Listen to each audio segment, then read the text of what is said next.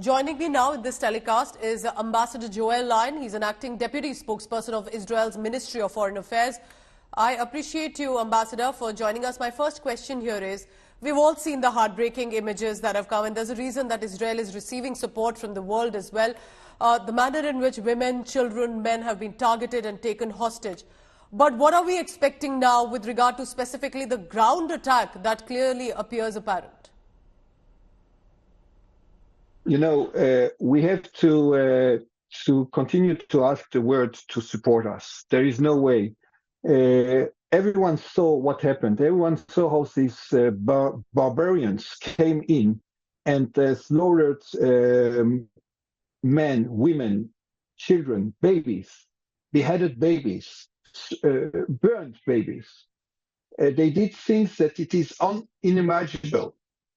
Hamas did things that ISIS did, that Daesh did in the past. We saw that all this was a thing from the past, a thing from the Middle Ages, but it's still here. And the name of evil today is Hamas. Hamas, who attacked cowardly Israel by killing civilians in their bed, by taking hostages to Gaza, doing everything which is against humanity, everything which is against mankind, they did it. So I think that we have always to keep this in mind. Who is our enemy? Who is Hamas? Hamas is ISIS. They came in with flags of ISIS. They came in with books of ISIS. And that's what the world should remember. I mean, you know, I made a small account, and in one day, if I make an equivalence of citizens of Israel and citizens in India, in one day, it is like, and I really don't wish it to you, like 200,000 Indians would have been killed in one day by a terror attack. Try to imagine this. Try to imagine this. Unbelievable. Ambassador, so clearly there appears to be preparation for a ground attack as well. But we can see some civilian casualties in Gaza as well, as the videos are emerging. And, you know, what is the strategy then? You know, many will ask if this is the correct way to go ahead. You know, I'm looking at 1,300 Israelis killed. I'm looking at our people who were killed. And I'm looking at our babies, and I am here to defend the state of Israel. So if to defend the state of Israel, I have to bomb a Hamas terrorist, because we are not targeting civilians. Israel is not targeting civilians in any way. We are targeting the Hamas infrastructure.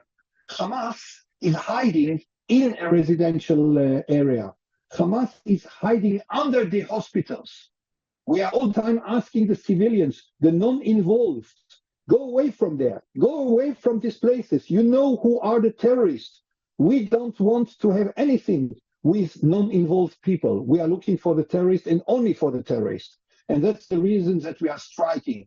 Because what you see, that's what Hamas wants you to see. You don't see that the majority of them are Hamas operatives.